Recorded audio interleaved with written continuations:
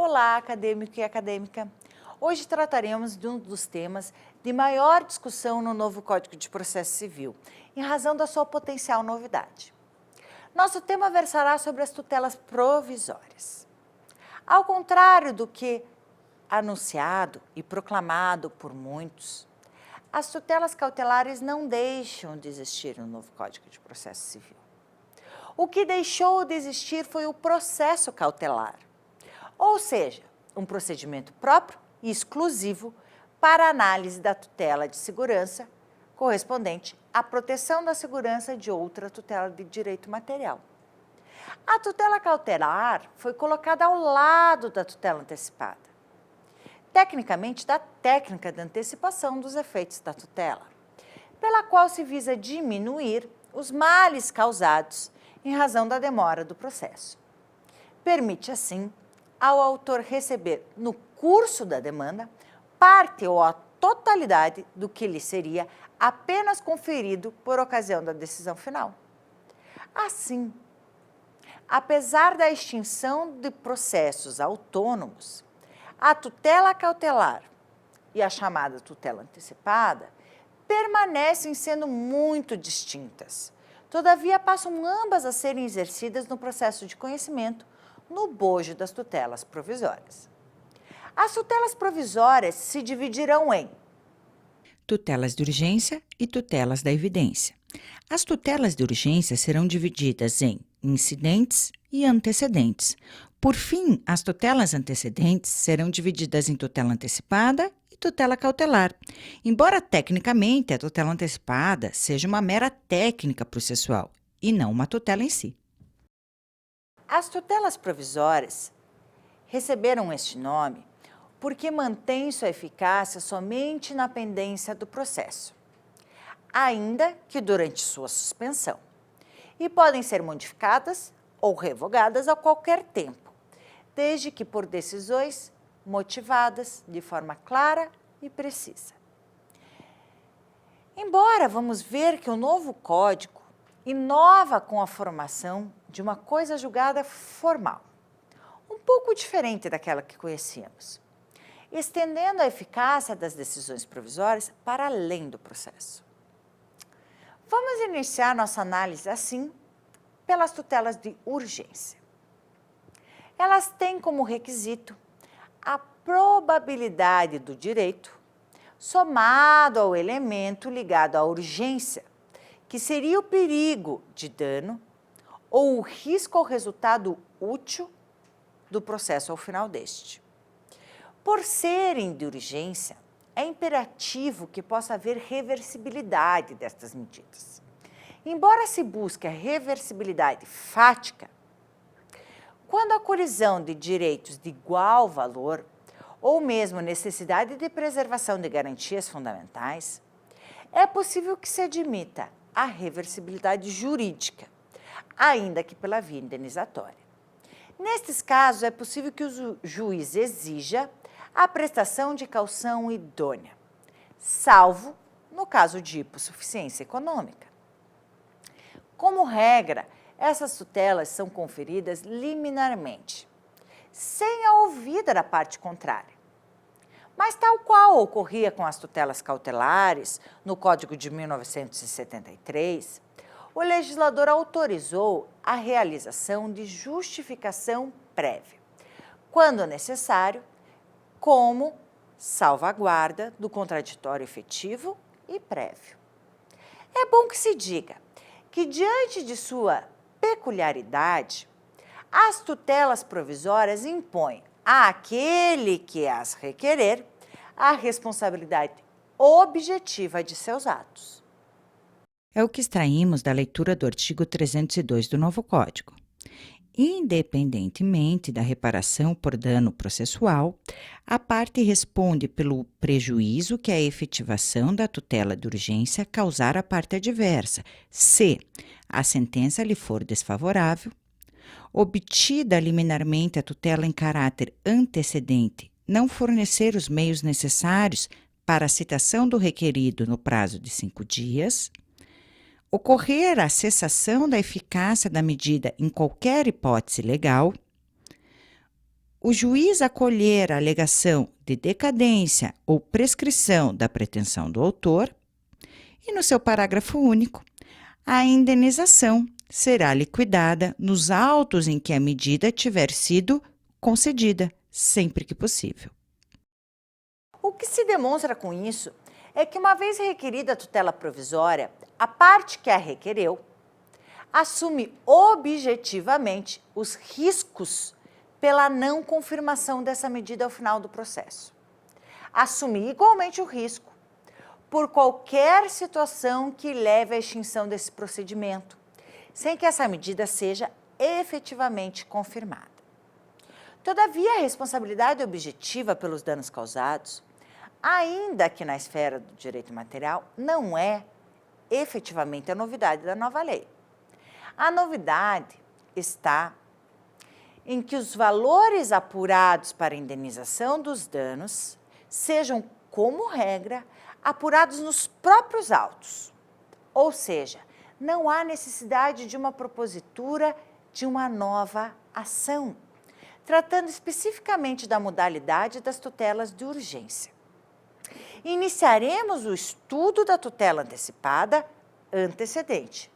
Nesta modalidade, é necessário que a petição inicial informe qual será efetivamente o pedido principal, aquele direito que se busca realizar e o perigo de dano ao resultado útil do processo, além de expressa menção de que se está a utilizar da medida em questão, prevista no artigo 303 do novo Código.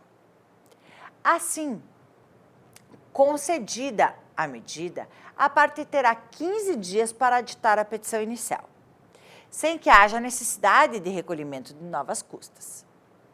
É claro que na petição inicial, que instaurou o procedimento antecedente, deve constar o valor da causa do pedido principal. Não concedida a antecipação, a emenda da petição inicial deverá ser feita em até 5 dias, sob pena de indeferimento da inicial.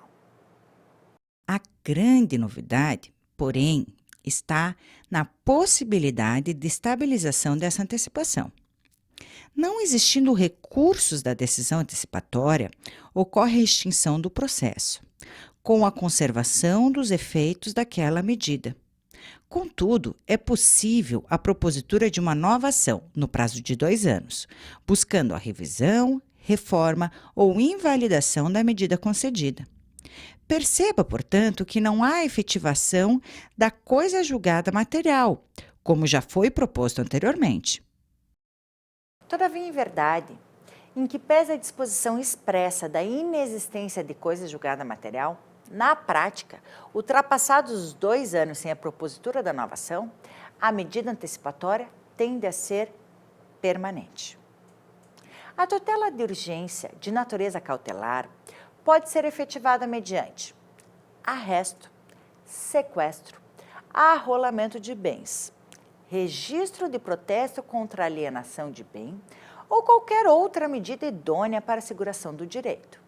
Portanto, o que se vê é a manutenção de muitas das medidas típicas já previstas no atual Código, bem como a cláusula aberta para medidas atípicas necessárias para assegurar a efetividade da tutela jurisdicional a ser proposta pela via principal. Seus requisitos são a exposição sumária do direito, que se objetiva assegurar, e o perigo de dano ou o risco ao resultado útil do processo. Neste caso, poderá ou não formular o pedido principal. Formulado o pedido, haverá citação para a manifestação em 5 dias.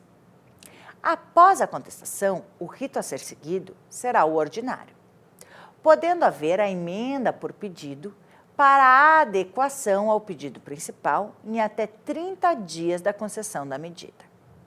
Não formulado o pedido principal no prazo assinalado, haverá a extinção do processo com a cessação da medida, como já ocorre hoje no atual Código. Igual sorte se a medida não for efetivada em igual prazo. Havendo a cessação da medida, seja pela inação do autor, como acabamos de dizer, seja pelo indeferimento do pedido principal, não poderá a ação ser reproposta sem que haja novo fundamento, aproximando-se novamente dos efeitos da coisa julgada material, embora a lei não trate especificamente disso. As tutelas de urgência no novo Código aplicam-se igualmente à fungibilidade entre elas. A tutela da evidência, por sua vez, independe do perigo de dano ou de risco ao resultado útil do processo, posto que não são de urgência, mas exige a comprovação de abuso do direito de defesa, manifesto propósito protelatório da parte, ou se opera quando a alegação, de fato, puder ser comprovada apenas documentalmente e houver tese firmada em julgamento de casos repetitivos ou em súmula vinculante.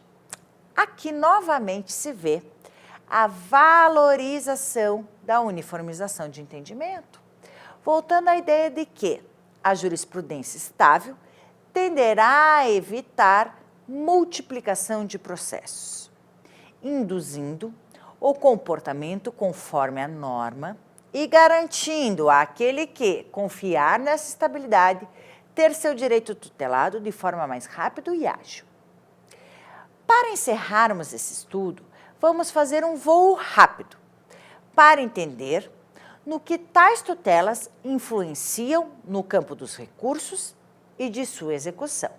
Com relação aos recursos, a principal alteração é na possibilidade de sustentação oral nos agravos de instrumento que discutam as tutelas provisórias, tanto as de urgência quanto a da evidência.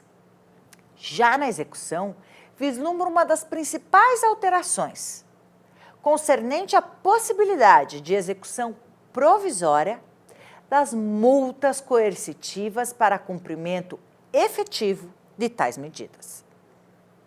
O novo artigo 537, parágrafo 3º, determina que a decisão que fixar multa coercitiva é passível de cumprimento provisório, devendo, contudo, ser depositada em juízo. O levantamento destes valores depositados só ocorrerá após o trânsito em julgado da sentença favorável, ou na pendência do agravo em recurso especial ou recurso extraordinário. Assim, o que se verá é que o descumprimento da ordem contida na decisão provisória será sentida imediatamente no patrimônio daquele que resiste ao cumprimento. Todavia, como forma de salvaguardar as garantias processuais, o ingresso no patrimônio daquele beneficiário pela multa só se dará após a decisão se tornar definitiva. Um perfeito equilíbrio entre o tempo do processo e a segurança necessária. É a visão que já temos da execução provisória. Ela se torna efetiva com relação ao devedor, fazendo a constrição do seu patrimônio, mas sem permitir que haja efetiva alienação do patrimônio. Assim, o devedor tem seu patrimônio limitado, mas não expropriado, ao passo em que o credor tem a garantia de seu crédito, sem, contudo, poder usufruir naquele momento da vantagem econômica obtida. A questão será verificar como os tribunais lidarão com esta circunstância, posto que hoje, não raras vezes, o que se tem feito é limitado a aplicação da multa a dias multas. Assim, a multa se aplica de forma diária, limitada a 30 dias, por exemplo. Dessa forma, se o devedor descumprir 30 dias ou 30 meses a decisão, sua sanção econômica será a mesma. Ou ainda pior, não havendo limitação de dias multa, a mesma incide por um longo período, em razão do descumprimento. Perceba, a parte deliberadamente descumpriu a ordem judicial, mesmo ciente da interposição da multa coercitiva, assumindo o risco da sua incidência. Ao final, a decisão é confirmada. E a a multa reconhecida como devida. Contudo, na apuração do montante, percebe-se que esse se forma volumoso, porque o descumprimento foi longo mesmo, tendo a multa estipulada. Aí, o Superior Tribunal de Justiça vem e reduz a multa, valorizando o descumprimento prolongado em detrimento do vencedor que teve que aguardar tantos anos para realizar o seu direito. Isso a lei não mudou. E, no meu entender, nem poderia mudar, pois não se trata de um problema de lei, mas sim de um problema de mentalidade. Enquanto o Poder Judiciário brasileiro não retomar seu status de confiança e credibilidade, infelizmente, ainda enfrentaremos diversas situações que a lei por si só não poderá resolver. Por fim, com relação à aplicação destas medidas em face da Fazenda Pública, igualmente perdeu-se a oportunidade de esclarecimentos necessários.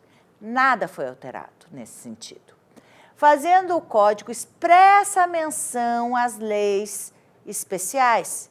Lei número 8.437, de 1992, que dispõe sobre a concessão de medidas cautelares contra atos do poder público e dá outras providências. E a Lei número 12.016, de 2009, que disciplina o mandado de segurança individual e coletivo e dá outras providências. Assim, encerramos nossos estudos juntos sobre esse tema que tem chamado muita atenção dos operadores do direito no campo das novidades do novo CPC e lhe convido para seguir estudando através da leitura dos textos complementares.